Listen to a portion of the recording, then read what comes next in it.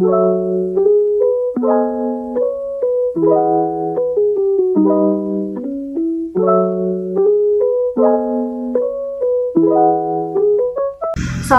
warahmatullahi wabarakatuh. Pertama-tama dan yang paling utama, marilah kita panjatkan puji dan syukur kehadirat Tuhan Yang Maha Esa, karena atas berkat rahmat dan izinnya kita semua dapat berjumpa dalam keadaan yang sehat walafiat. Yang terhormat, Ibu Enderwati MPD, selaku dosen tutorial online mata kuliah Bahasa Indonesia MKWU 4108, serta rekan-rekan mahasiswa Universitas Terbuka yang saya banggakan. Izinkan saya memperkenalkan diri, saya Silma Amalia Putri dengan NIM 0453424226 dari program studi S1 Ilmu Pemerintahan. Untuk memenuhi tugas mata kuliah Bahasa Indonesia, pada video kali ini saya akan mengemukakan gagasan dengan topik COVID-19 atau COVID-19. Sebetulnya apa itu COVID-19? Jadi COVID-19 ini merupakan salah satu virus yang pertama kali ditemukan di Wuhan, Cina pada Desember 2019.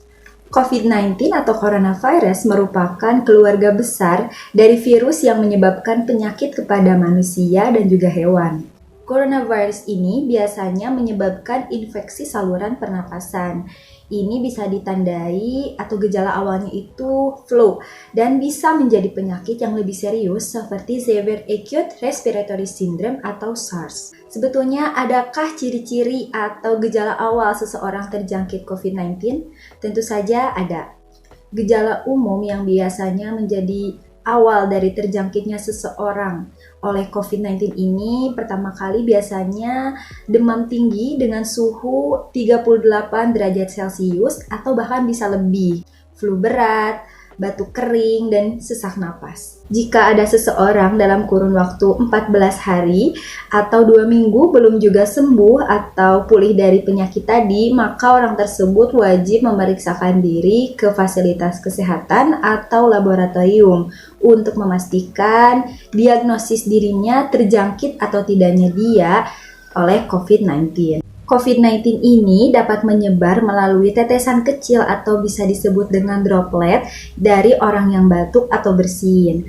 Jadi biasanya orang yang tengah mengidap flu atau batuk itu selalu menggunakan masker ketika berbicara dengan orang lain atau bertemu dengan orang banyak, bahkan bila mana keluar rumah, karena ditakutkan ketika ia bersin atau batuk itu mengeluarkan droplet yang sudah terkontaminasi oleh COVID-19 sehingga secara tidak langsung ia sudah menyebarkan COVID-19 ke orang sekitar.